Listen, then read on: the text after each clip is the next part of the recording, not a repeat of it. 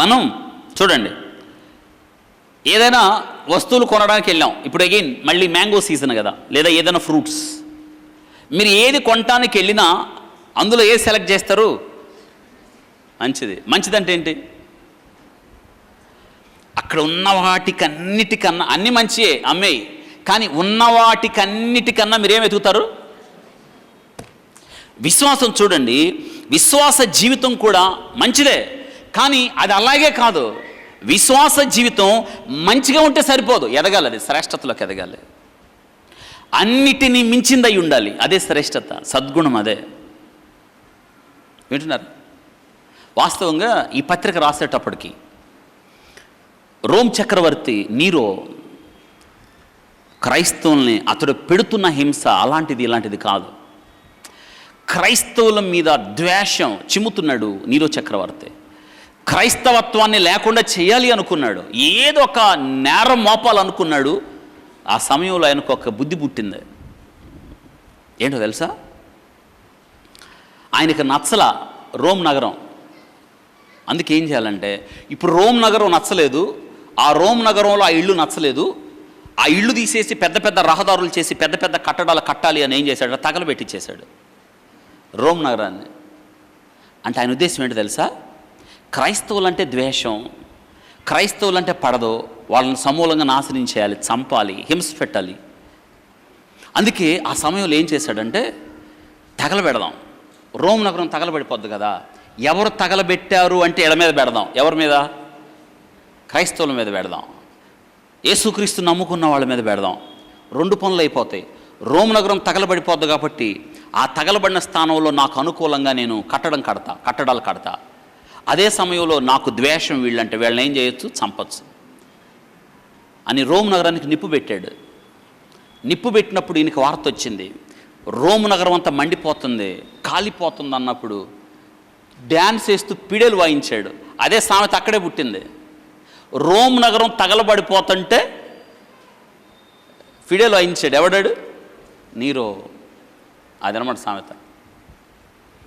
అటువంటి క్లిష్ట పరిస్థితుల్లో నీరో హింస పెడుతున్నప్పుడు క్రైస్తవుల మీద పెట్టాడు.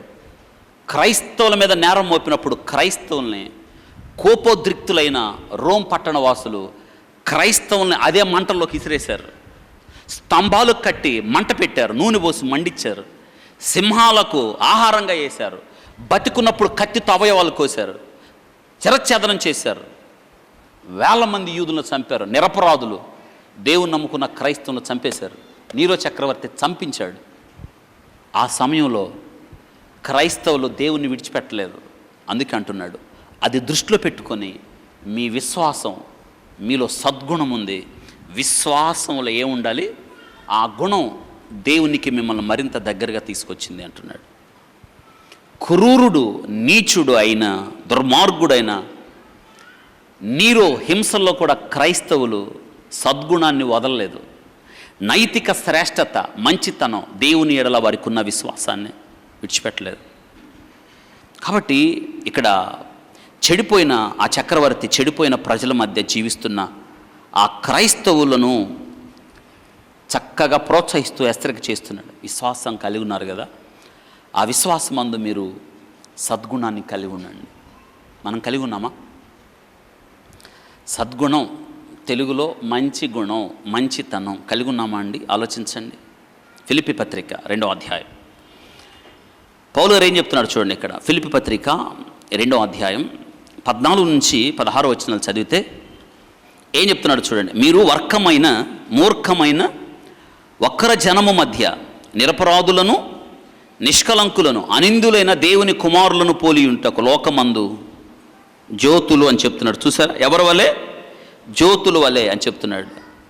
కాబట్టి మనం లోకంలో చూడండి, లోకంలో అంతా దుష్టత్వమే కదా, దుర్మార్గతే కదా, లోకంలో ఎటు చూసినా పాపమే కదండి. వాళ్ళ మధ్య మనం ఉన్నాం. ఇది విషయం. లోకం అంతా చూడండి, దుష్టత్వం, దుర్మార్గం, పాపం, అవిధేయత, భయంకరమైన స్థితి. అక్కడున్నాం మనం. We are the torch bearers. మనం ఎవరో తెలుసా?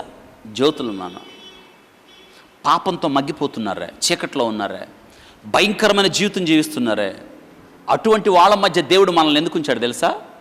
జీవితం అంటే అది కాదు, ఇదిగో మాది, మేము ఎలా జీవిస్తున్నామో అది జీవితం అని చెప్పడానికి మనం ఇక్కడ ఉన్నాం. ఇది సద్గుణం.